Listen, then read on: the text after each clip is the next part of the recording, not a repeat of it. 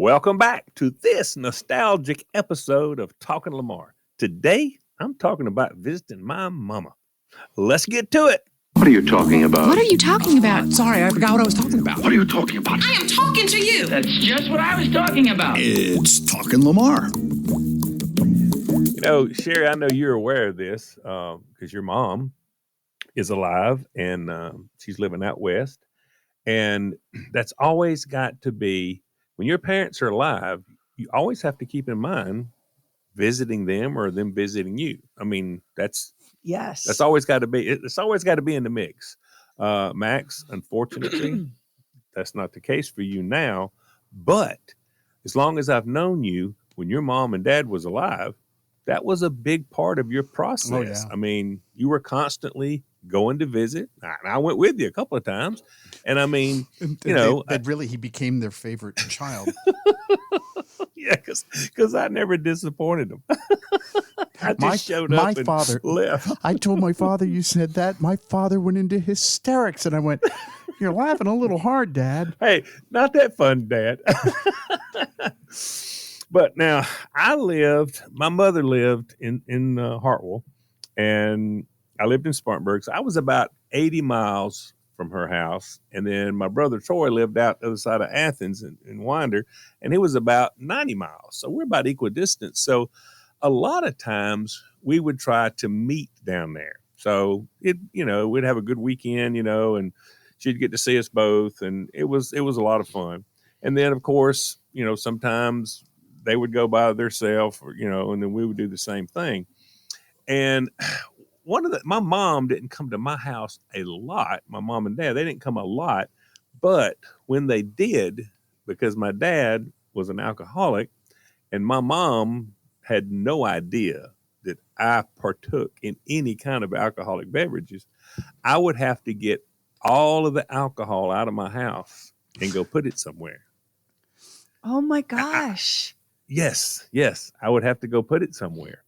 And because I couldn't have her open the refrigerator and see a bottle of wine or a can of beer and so it was all kinds of preparation. Then when they would leave, I'd go get the bread and bring all the alcohol back and put it in the house. And that was always an ordeal. But my mom, after my dad passed, and we went down there probably a little bit more frequently then, but after my dad passed, she was constantly, it was either me or Troy, my brother, she was calling constantly. Are y'all coming? Are y'all coming? And I mean, I'd talk to her in the middle of the week. I talked to her like on Wednesday or Thursday. You coming down this weekend? No, Mama, I can't. I got this. I got to do this. Kids are playing ball, whatever. No, I'm not coming. Okay. Well, if you change your mind now, I'll be here. Nope. I know. I'd get a call like on Friday afternoon. Y'all coming down? No, Mama, we just had this conversation. I'm not coming. I said, but another couple of weekends we'll be down. Guts you, doesn't it? Guts you. Oh yeah. That call. Yeah. Then what would happen? Not every time, but we'd wake up on Sunday morning and we're just sort of, sitting there in the bed. The kids would run around playing and the phone would ring. And I'd pick it up and Mom would say, hello? I'd say, hey, Mama. She goes, well, I guess since you're at home, you answered the phone. You're not coming today. And I said, I'm going to die. No, Mom. I said, I'm not. I said, I already told you that. She goes, well, I'm just sitting here in the recliner and I got the curtains open and I'm just watching. I thought you might come driving up. I thought I'd call. I was hoping you didn't answer because that might mean you was coming. And I'm like, oh my God. Yeah, I just been sitting here not doing anything. Tired of watching TV. I mean, oh my gosh. It was the killer phone calls of all time. So now this makes me the worst son on the face of the earth. Although I've had this conversation 2 or 3 days before and again, still, I'm just sitting here. And so Looking it out got the to window, it got to the curtains point open. when that phone would ring, when that phone would ring on a Sunday morning, I would look over at Rhonda, my first wife. I'd look over and I'd say, "What do you think the odds are?" She said, "Well, you don't know. You won't know till you pick it up." And I'd pick it up. I'd put it to my ear, and she'd start talking. "Are you at home?" "Well, I guess you are." You answered the phone. "Probably a little bit late for y'all to be coming down." "What are you doing, Mama?" "I'm just sitting here in the recliner, looking out the window. I thought maybe you or Troy one would come down." "Have you called Troy?" "No, I'll probably call him after I talk to you." And so I'm sitting there, and so it got to be so bad. I'd be sitting there, and Rhonda would look at me like, "Who is it?" And so I would cradle the phone in the crook of my arm and on my ear, and I would take my right hand and I would hold it up like a pistol. And I would open the cylinder in the pistol, and I would act like I was shaking out all the bullets, and I'd take one, I'd put it back in there, and then I would close the cylinder back to the pistol, and then I would spin it. As I'd hit my hand, I'd spin it. And then I'd look at her, and I'd pull the trigger, and I'd blink, and then I'd go back to talking to Mama. And in a few minutes, I'd cradle the phone again, and I'd spin it again. I'd put up to my head, and I'd go. Then I'd just sort of wince, and I'd keep talking to Mama. And so finally, I'd spin it one more time, and I'd hold it up to my head, and I'd pull it, and I'd fall over in the bed like I was dead. I mean, I'm just telling you, it was a killer. And so one day, I called my brother. I said, "Troy," I said, "does Mom ever call you on the weekend?" And he goes, "You mean like this? Hello?" I said, yeah, exactly. Sounds a lot like that. I said, "What do you ask her?" He said, I say, "Hey, Mama, what you doing?" And I said, "Is this the response?" "I'm just sitting here in the recliner, looking out the window, hoping you or Lamar one's going to drive." He goes, "Yeah, that's exactly what I said." I said, "How does that make you feel?" He said, "Like a piece of shit. That's how it makes me feel." I said, "Well," I said, "Good." Listen, because it makes me feel that way too. I said, "Listen, won't you do me a favor? Anytime I'm not going to go, can you go down there more? Just go on down there more. Because I think if you're down there, she will not call me." It was, oh God, it was tough. I mean, it really was tough. It's tough. And I get it. I mean, I do get it. But, it's like I got grown kids now. I got grown kids with grandkids, and they got a life of their own, buddy. I mean, they do. They have a life, and I understand that. I mean, I really do. I mean, you got to sort of prepare for that. But it's tough when you're alone. It's tough when you're alone. And really something happens, and I'm a mom, so I live in fear of this day because I had to cancel my birthday plans with my daughters because there was a winter storm warning. And it covered everywhere, covered where Olivia lives, covered where Karen Mia goes to school, which is right near Lamar's house, and where I live. And I was like, you guys, I just would be a nervous wreck having you on the highway. It's just a day. There's nothing worth risking your safety. Please don't come. We FaceTimed. But I'm over here saying, hey, whatever you do, don't get on the road. Please don't come. And yet I know there's going to come a day where I'm going to just pick up the phone and say, what you do? And I'm looking out the window. But Lamar, so you guys, I get a phone call from, and I want to just say, I'm very thankful and grateful for the relationship I have now with my mom. It took us a long time to get here, and I'm so thankful for it. You put in the work. You put in the work. Yep, you really did. And you're a good daughter. And I struggled. Listen, I struggled. That walk, that where you're trying to, do what Jesus has commanded. That is a walk uphill in the rain on rocks while people throw things at you. That is not an easy walk, and I struggled with it. I am not. I struggled with it. I had periods of time where I was out of my mind from the struggle of trying to figure this out and find my peace. But we did. We got there. And I adore the time I spend with her. I have so much fun. It's so hard to leave. But my mom calls me the other day, Lamar, and she's like, Cher, what are you doing? And I was like, you know what? I'm just sitting here looking at my Christmas tree because I didn't take my Christmas tree down until yesterday. That's how long my Christmas tree has been up. I've just enjoyed it. So she was a real pretty tree, and the color and the light at night, it just made me happy. And, I decided I needed that.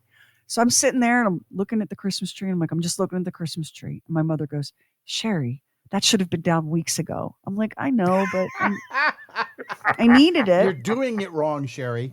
Yeah. I was like, I just need this year, Mom, because I usually have it down before New Year's. I'm like, this year, Mom, I just needed it for all kinds of reasons. And I told her, that Bob had made the decision to retire, and, it was just a time. And I just felt like I needed a little bit of comfort and cheer. And my mom goes, oh, honey, well, let me tell you why I called. When will you be getting here? Now I looked because I didn't want to exaggerate. So I looked. My mom is exactly 2,200 miles from my driveway. 2,200 miles. If I drove it straight through, it would take 31 straight hours of driving. If I get in the car and Kevin and I drive like mofos, we can do it in 2.5 to 3 days. If I fly, it takes a whole day to get to where she is, just the way the airlines are, and a whole day to get home. And as Max will confirm for me, there's no deal. There's no cheap flight. No. There's no discount when you fly into Vegas, which is the only airport near her. So it's a $900 to $1,200 plane ticket. And that's sitting in the bathroom on a pervert's lap. Okay. Yeah. With no seatbelt. Then the rental car and all that. So, but most importantly, it's not the money, it's the time. My mom is 2,200 miles away. And if she's looking out that window now, she's got 31 solid hours before I can pull into that driveway. And I know she knows that. Like your mom knew what she knew, Lamar. Yeah. But something happens to us, and we have to pinky swear we're not going to do this to our kids, okay? Pinky swear with me right now. We're not going to do this to our kids. Yeah. Something happens where you're like, I know I'm being unreasonable, but I'm going to pick up that phone and be unreasonable. And so I said, Mom, if I could come tonight, I would. I love coming to be with you. I love Utah. I love your house. I love the fact that it's spotless and I don't have to work when I'm there. There's nothing I don't love about visiting you. I love our talks and our walks, and the fact that as I'm eating my food, you're taking my plate away and washing it. I love all of it. But it's 2,200 miles and I have a job. Like I can't get there. So I'll be going in a couple of months and spending 4 or 5 days with her because that's what she needs. But you know, Lamar, like they don't mean to make us feel so guilty. Like I know that when my mom says, well, honey, it's just, I feel good, but nobody lives forever. I know she doesn't mean that the way that sounds. Oh, listen. Any more than your mama did, right? I'd be on the phone with my mama and we'd be talking about all kinds of things. She'd go, one day I'm going to die. She said, to laugh. I don't want a whole lot of stuff. I don't want to do a whole bunch. She said, as far as I'm concerned, if you take me down on the back end of the fish pond, you just put me in the ditch down there and cover me over. I said, Mama, we're not going to put you behind the fish pond in the ditch. We're not going to do it, Mama. We're not going to. Well, I'm just telling you. And then she would say, when I do die, here's what I don't want. I do not want you to spend a bunch of money on the casket. Do not. They're going to try to trick you. Then people at the funeral home, they're going to try to upsell you on this casket. She said, but now where I do want you to spend the money on the vault. Don't spend the money on the casket. Spend the money on the vault. Because the vault's what's going to keep the water and the bugs and all that kind of stuff out from in there on top of me. Oh, yeah. How are that's you just the not deal. an Italian? How was your mother not a little Italian lady? So when Mama passed, me and Troy went to the funeral home, and she had already, had all the plans and that kind of stuff. She was really organized. So we went in to pick out the casket. As the guy says, "Well, let me show you some of the caskets." And I looked at Troy. I said, "Troy," and he and I had never talked about this. I said, "Troy, what do we want to spend the casket on?" And Troy looked at me and he said, "The vault, not the casket.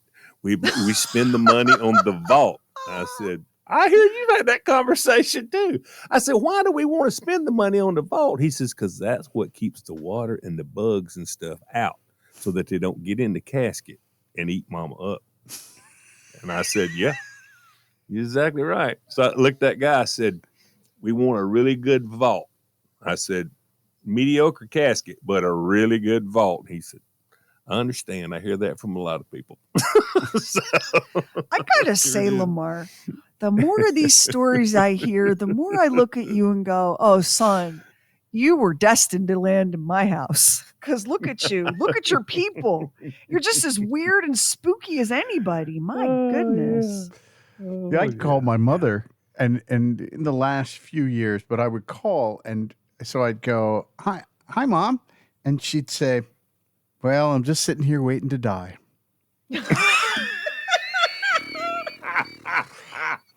So I would say, "Well, there's no place to go but up here from here, I mean, what else could you do?"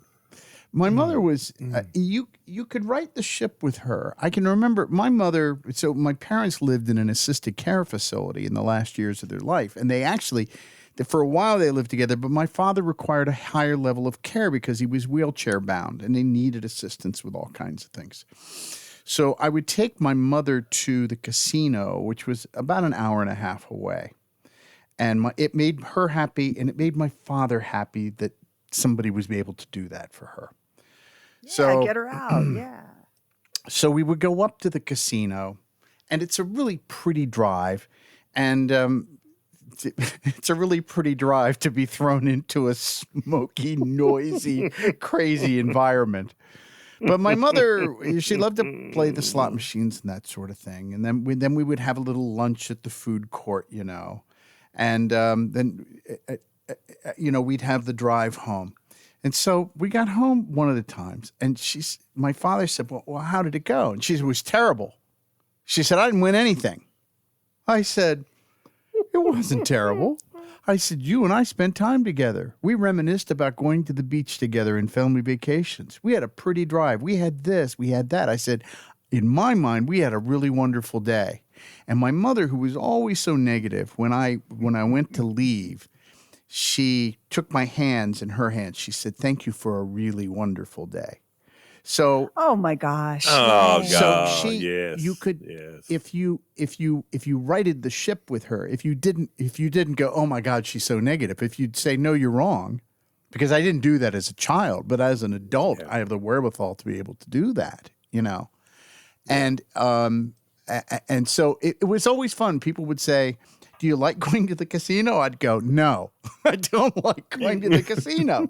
But I want, at this point in my life, if I could give my mother any comfort, if I could be there for her in some kind of way, if I could take any pressure off my sister, who really bore the brunt of taking care of them in their later years, if I can do anything to make any of that a little bit better, I wanted to do it. My brother, on the other hand, did not want to do that.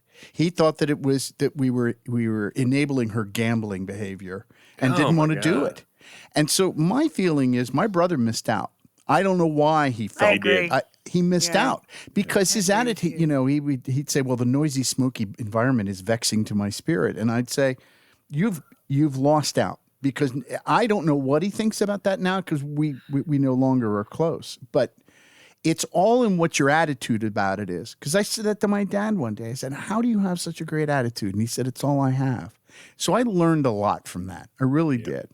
Yep. Your dad was such a wise person. He was just one of those wise souls. He was. And this vexing of my spirit, guys, it would be easier for me to give you the list of things that don't vex my spirit that I'm still doing because that's called being an adult who's alive in the world. Yes. Yes. I will tell yes. you, nothing vexes my spirit's ass more than cleaning laundry, litter boxes, and grocery shopping. And Here's the thing: past a certain point, it's not about me anymore.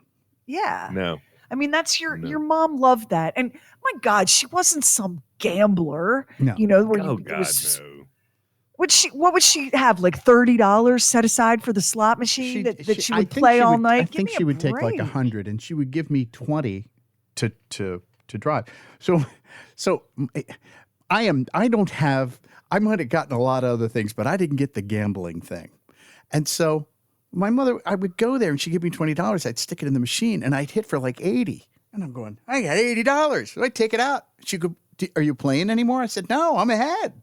She goes, yes. Oh, no. She said, no, you need to gamble that. And I went, I'm ahead. I've got $80. This will pay my gas for the trip home. I think I'm all right. Winning. Yeah, that's how I feel about it. No, but she loved the whole point of putting it in, pulling the slot, watching it go. I mean, that was her deal. She loved it. I've got a zillion pictures in my phone of her sitting in a slot machine. I will say, because ain't no guilt like mom guilt, right? There's just something about. So my grandmom, who was, my mom in all the ways, really, she had one fantasy daydream, and she died before I could make it come true. Her fantasy was that she would walk onto the deck of a cruise ship carrying her pocketbook and a toothbrush, and anything else she needed on that cruise, she would just go buy. She'd go to the gift shop and buy a bathing suit and a cover up. She would, whatever she needed, she was going to walk onto that ship with nothing but her pocketbook and a toothbrush. And she died before I could make that. That is not a big dream. Honestly, in the scheme of things, a Carnival cruise or Viking or whatever ain't that much. But when my grandma passed away, like I had just started my radio career and I wasn't earning anything at that point, and was paying off student loans, and I was like, I'm going to send you on that cruise. But at that stage in the game, when I didn't even have a credit card, like coming up with thousands of dollars for a cruise, and I wish I could have done that for her. Just like I wish I could have spent every time she called. I wish I could have jumped in the car and driven 900 miles to be with her. But you know what she said to me one time, Lamar? And I think she and your mom are having a laugh in heaven as they eat fruit cocktail with Jell-O. I called her and I was just, my heart was broken. My little pet pig had died. He got some disease that farm animals get, and his torsion, his intestines all twisted up, and the vet couldn't do anything. And he died. He died in my arms. Oh my God, it was wretched. So I called my grandma and I'm like, where is that? And my grandma immediately starts crying with me. She was just one of those people who knew how to comfort. And so we had a good cry together on the phone. And she said to me, this is in like April. She said to me, honey, God doesn't do anything for nothing. God has taken your sweet little pig so that you could practice getting ready for God to take me. Wait, what? God. What? God. Oh my God. Lamar, I need to remind you that I went to parochial school, and I thought I had been taught some of God's ways. I did not know that I had not been taught in my parochial school theology classes that occasionally when God's got something real bad rolling your way, he'll do another bad thing so you can practice. So I'm like, oh, don't say that, Grandma. And she said, oh, honey, I feel it. The Lord is coming for me soon. The Blessed Mother is coming for me. And you go ahead and cry those tears. It'll make when I die easier. No, it will not, Grandma. These are two separate things. She died like 5 weeks later. Oh my God. No. Mm-hmm. Yes, she did. She died 5 weeks later. And you got her front steps fixed, as I recall, didn't you? Shortly before she passed. Yeah, I mean, we did what we could, but none of us. We were. When your grandmother raises you, you're young when you lose her. Right. Like we were all young and just starting out in life. My brother had, a new family and was working 2 jobs. Like none of us had going on a cruise with just a toothbrush money, but man, do Oh I yeah. wish there was some way we could have made that happen. But yeah, only no one else in the world but your mother will call you on the phone and say stuff like, "Well, Oh yeah. you can practice being sad for me." That's a riot. So Oh my God. when my mom calls me, and my mom, like she's getting up there, but she has a rich, full life. She's very involved in her church and she has friends and she's active and busy. But when my mom calls me and says, "Honey, can't you come?"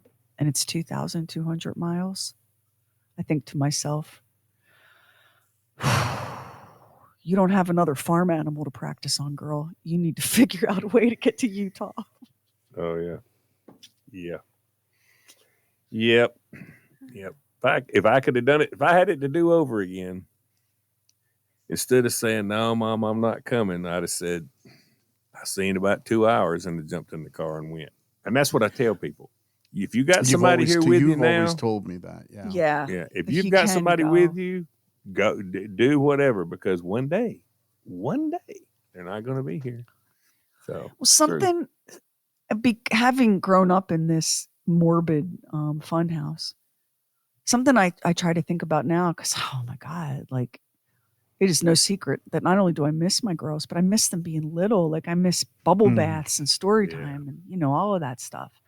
But I try to tell myself that there is nothing better than knowing that they're living their lives and they're happy and they're engaged in what they're doing and they're excited about their future. And that's what I have to focus on, not the fact that Yeah. I don't get to see their faces every day. I keep telling myself that. But I do have, like you will have, Lamar. You think you won't, but it's in your very programming. It's in your DNA. So I'm over here actively telling myself, don't do this crazy, dramatic Sicilian shit with the kids. Like, don't be that kind of mom. Don't do it. You know how crazy it makes people. So I'm Christmas shopping. And both my girls love to cook, right? Love to cook, and they're terrific cooks. And I have this old green jadeite bowl that I bought a million years ago at a yard sale. And it's like from the 30s or something. And it's jadeite is this pale green, luminous glass that glows from within. And it was a bunch of kitchen things were made out of it. Like it wasn't art glass, mixing bowls and butter dishes and stuff were made out of it. Mm. Both of my girls, they fight over who gets my jadeite bowl when I die. And there's a little chip in it because it was Yeah. somebody's grandma's before I bought it for $1 at a yard sale. They love it. That's the only thing they want to use when they need a mixing bowl. They fight over who gets my jadeite bowl when they die, like a couple of old ladies. And so I'm out Christmas shopping. And I go into this, how they have these sort of marketplaces with a million vendors, and some are selling antiques and some are selling handmade goat soap. You know those kind of places? Yeah, You know what yeah, I'm yeah, talking yeah, about? yeah, exactly. Well, I stumbled across one of these that I'd never been in before and didn't even know existed. And it was wonderful. It was all these little independent merchants. And I love supporting those businesses. I did so much Christmas shopping at this place. And I'm walking and there was a gazillion different vendors and they had everything.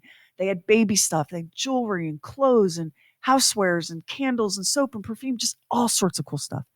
And there's this one vendor, and in their booth, they had all these wonderful old vintage housewares. And they had jadeite salt and pepper shakers. And they had 3 sets of salt and pepper shakers in this beautiful, luminous jadeite glass. And so I bought, and they weren't even that, it was like $26 for the set. So it was like not even expensive, right? And so I had already did all the Christmas stuff for the girls, but I'm looking at these jadeite salt and pepper shakers, and I thought to myself, okay, I know what I'm going to do. So I bought them each a set of jadeite salt and pepper shakers, and I wrapped them up in like tissue paper in a box with a big bow. And on the tag, I put to Olivia from Mom, you don't have to wait till I die. And then did the same thing for Karamia. Put it under the tree, and I just waited because the gift in the box was for them, but their reaction to the tag was the gift for me. And so sure enough, Christmas morning, we're working our way through their presents, and the little salt and pepper shakers were small, so they were tucked way back under the tree. We fished them out, and Olivia goes, who is this from? Oh, from Mom, you don't have to wait till I die. And we all started laughing, and they opened it up. And when they saw that it was these jadeite salt and pepper shakers, they were crying, laughing. Because like that, it's already like, Lamar, we can't escape our destiny. The dice is thrown. The game is underway. I'm going to turn into Doris. You're going to turn into Doris. We're going to call our kids. You're going to call Kaylee in Japan. Kylie, and you're going to call her in Japan. And you're going to go, well, I'm just sitting here in the camper thinking about how much I'd like to see you. Daddy, I'm in Japan. Well, they have airplanes, don't they? You're going to do that. And I'm going to do it. Yeah. And Max is going to end up living under a bridge because the degenerate gambling gene is going to fire off at any moment. and he's going to blow everything he has on the slots. There will be no children to come and save me. No. And that'll be what he says as he feeds the last of his savings into the slot machine. Why not? I don't have anybody else. It's funny. Lamar and I have talked a lot about some of this stuff, but one of the things that we talked about was about having children. And he said to me, having children is not a guarantee of anything.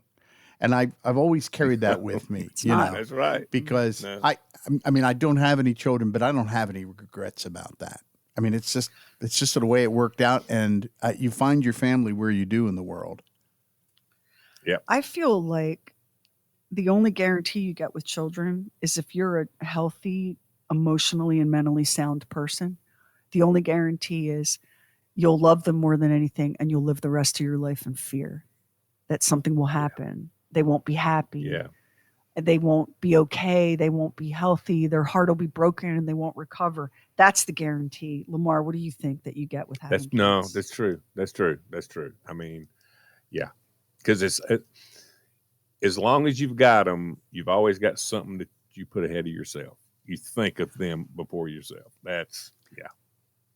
I can't even, since I've had my kids, like, I wouldn't even know how to answer the question, well, what is your dream? Well, my dream is that my kids are happy and okay. What's your fantasy? That my kids are happy and okay. What do you want in life? For my kids to be happy and be okay? Yeah.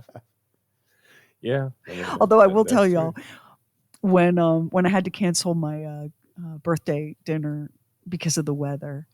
So it's Saturday morning and it's still not snowing because it never did. And I'm sitting on the couch in my pajamas and Kev goes, well, I'm really sorry that we had to cancel your birthday. But on the bright side, we're here alone together. And I am prepared to make every single one of your fantasies come true. Where should we start? And I said, well, my first fantasy is I stay on this couch in my pajamas and I don't speak another word until dark.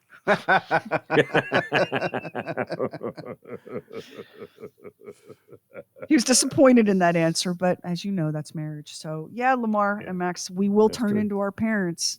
We will. And you just have to hope that it's the best iteration of them. That's right. All right, that's it for another exciting episode. I really appreciate y'all listening, taking the time. Hope you enjoyed it. If you do, tell somebody about Talking Lamar podcast. They'll appreciate it. I know they will. Now, also, check out the multiple award-winning True Weird podcast.